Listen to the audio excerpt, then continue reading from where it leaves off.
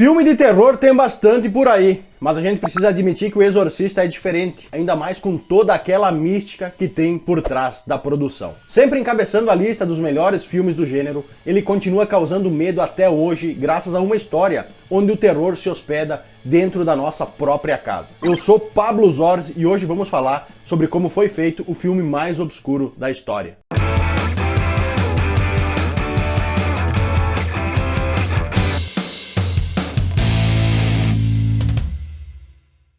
Nascido em 1928, William Peter Bately frequentou um colégio jesuíta, fazendo com que o catolicismo se tornasse parte da sua vida. Outra coisa que também aguçava o seu interesse eram os livros, de modo que ele estudou na Universidade de Georgetown e fez mestrado em literatura inglesa na Universidade George Washington. Em 1949, leu um artigo sobre um menino de 14 anos, morador de Maryland, que havia sido submetido a um exorcismo. Embora tenha se interessado pelo tema, William só voltou a ouvir falar sobre esse menino durante uma aula sobre o Novo Testamento ministrada pelo padre Eugene Gallagher.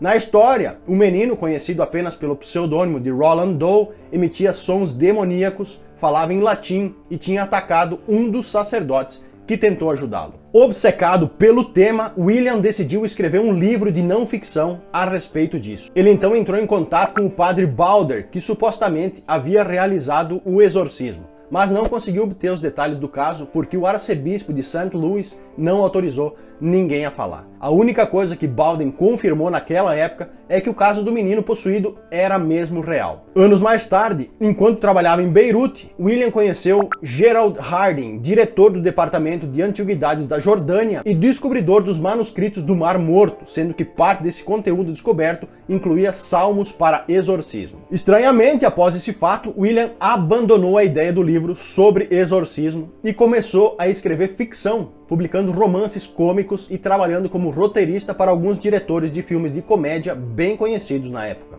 No entanto, com a história do menino Roland sempre martelando na cabeça, eis que ele decide outra vez mudar o foco e começa então a escrever um romance. Como nunca havia perdido contato com o padre Balden, os dois passaram a manter conversas constantes, decidindo que o enredo do livro precisaria alterar várias informações do caso real, a começar pelo sexo e a idade do personagem que seria possuído. E foi assim que começou a tomar forma O Exorcista. Publicado pela primeira vez em 1971, o livro não demorou para se tornar best-seller, deixando os leitores aterrorizados com a história de Regan McNeil, uma menina de 12 anos possuída pelo demônio Pazuzu. Por ser roteirista, William sabia desde o início do potencial cinematográfico de O Exorcista. E não demorou para que ele vendesse os direitos de adaptação para Paul Monash, um produtor que lhe ofereceu $400 mil e mais uma porcentagem dos ganhos. Sem nem esperar a confirmação do autor, Monash assinou um contrato com a Warner Bros., deixando William puto da vida ao descobrir que ele pretendia fazer várias mudanças na história, como por exemplo, retirar a possessão. Como William não tinha assinado papel nenhum com Monash, ele se espertou e foi direto à fonte, assinando ele mesmo um contrato direto com a Warner, chutando Monash do projeto e assumindo o posto de roteirista e produtor,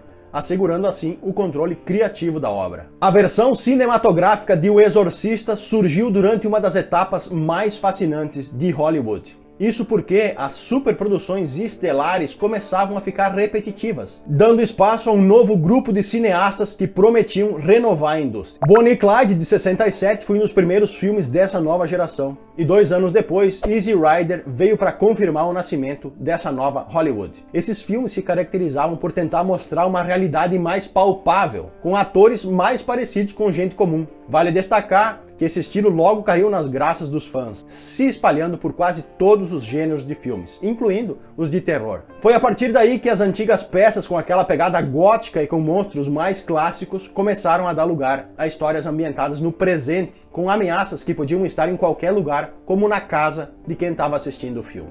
William queria que o terror de O Exorcista fosse ambientado na realidade, e essa escolha foi decisiva para achar um diretor. Foi assim que ele entrou em contato com Arthur Penn, o diretor de Bonnie e Clyde, e depois com Peter Bogdanovich, de The Last Picture Show. O problema é que nenhum dos dois aceitou. Outro que recusou a proposta foi Mike Nicholson, dizendo ser impossível que uma atriz de 12 anos não ficasse traumatizada ao fazer o papel da Regan. Stanley Kubrick, de Laranja Mecânica, até aceitou dirigir o longa, mas as negociações travaram quando o diretor disse que queria o controle absoluto das decisões. Mais por falta de opção do que por convicção, a Warner entrou em contato com Mark Rydell, mas William não estava convencido de que ele daria conta, e então sugeriu o seu xará, William Friedkin, que eu vou chamar a partir daqui só de Friedkin para não dar confusão. No início, Friedkin não se mostrou impressionado com o roteiro de O Exorcista, inclusive questionando William por ele ter dispensado do roteiro as melhores partes do livro, começando com a cena de Regan se masturbando com um crucifixo.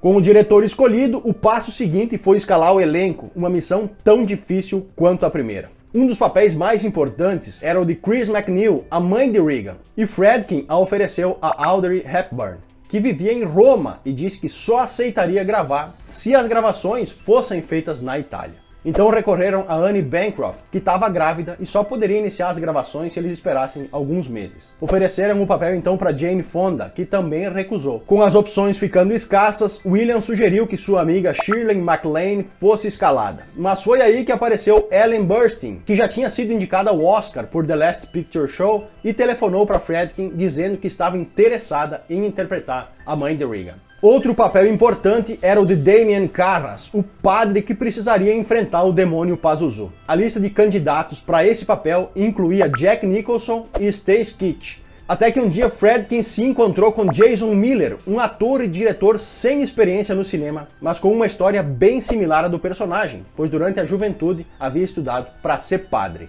Mais um papel importante era o do padre Lancaster Marin, o verdadeiro exorcista dessa história. A Warner até já tinha escolhido Marlon Brando para esse papel, mas Friedkin se opôs porque sabia que o astro iria tomar as rédeas da produção, como já tinha feito em O Poderoso Chefão. Foi então que contrataram o sueco Max von Sydow. Apesar de todos os problemas anteriores, nada foi mais difícil do que encontrar alguém para interpretar Regan, com Friedkin fazendo audições com mais de 500 meninas durante 4 meses. Um dos empecilhos era que o diretor não queria rostos conhecidos, e o outro era que os pais não queriam que as suas filhas interpretassem aquele tipo de personagem. Quando parecia que tudo ia dar errado, eis que surge Linda Blair, uma garota de 13 anos com pouca fama cinematográfica. Para a equipe técnica, o estúdio escolheu profissionais de primeiro nível. E um dos técnicos de maior importância era o especialista em efeitos visuais Dick Smith, pois seu trabalho era fazer com que todos acreditassem na possessão de Regan. Além da maquiagem da menina, ele construiu um protótipo capaz de girar a cabeça e projetar o famoso vômito verde, que era uma mistura de sopa de ervilha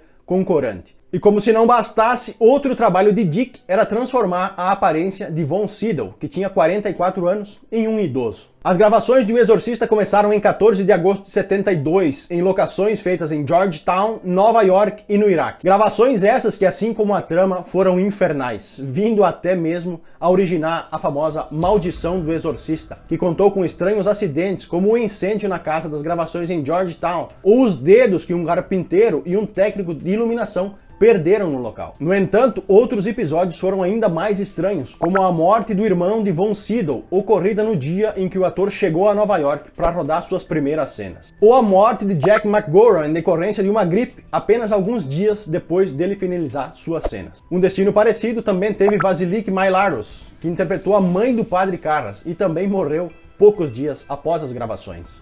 Apesar disso tudo, as filmagens não podiam parar, e para conseguir um filme extremamente realista, Friedkin usou alguns métodos pouco usuais e perigosos, como levar uma pistola com balas de festim ao set e disparar para o alto para gerar uma atmosfera de tensão nos atores. Outra coisa que Friedkin fez foi refrigerar de verdade o set do quarto da Regan para gravar a sequência do exorcismo, fazendo com que o vapor da respiração dos atores fosse realmente autêntico. Tanto os acidentes como os métodos estranhos de Friedkin deixaram nervosos os executivos da Warner. E o orçamento original de 4 milhões já estava chegando em 12, assim como as jornadas de gravação passaram de 105 para mais de 200. Como Friedkin sabia que isso não estava sendo bem visto, ele até se adiantou e contratou um advogado para o caso de a Warner querer dispensá-lo. Quando chegou a hora da pós-produção, o ambiente também não era dos melhores. Para dar a voz ao demônio Pazuzu, técnicos de som distorceram a voz de Linda Blair, a fim de fazer com que ela soasse diabólica. Mas como esse tipo de recurso tinha suas limitações na época,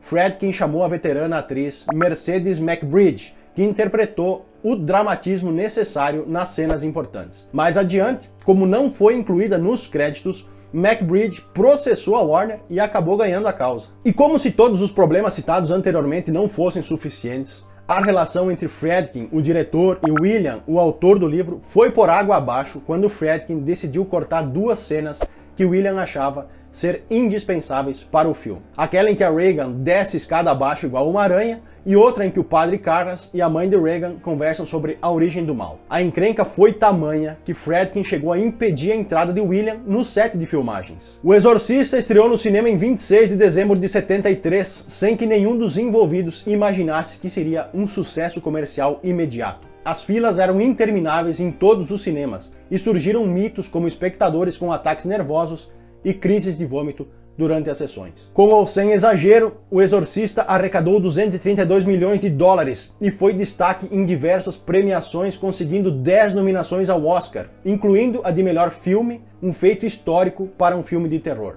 Só para constar, ele ganhou 2 estatuetas, melhor roteiro adaptado e melhor trilha sonora. Diante do sucesso, a Warner não demorou em iniciar a produção de uma sequência, O Exorcista 2, O Herege. Nem William nem Friedkin se envolveram nesse projeto, embora Blair e Von Sydow tenham sido escalados. Diferente do primeiro, as críticas do novo filme foram péssimas, e o estúdio conseguiu apenas recuperar o seu investimento. Em 1990, William ainda dirigiu O Exorcista 3, uma adaptação do seu livro Legião, um thriller sobrenatural que trazia de volta o padre Karras. Menos sorte ainda teve O Exorcista 4, que foi gravado 2 vezes e ambas foram um fracasso. Em 2000, o Exorcista original regressou aos cinemas numa versão remasterizada e com cenas adicionais que William tanto quis ver adaptadas. Foi aí que uma nova geração descobriu a obra, e os mais velhos comprovaram que a sua potência seguia intacta mesmo depois de tanto tempo. O Exorcista foi criado baseado em um fato real. Surgiu primeiro em formato literário e, graças a uma talentosa equipe artística,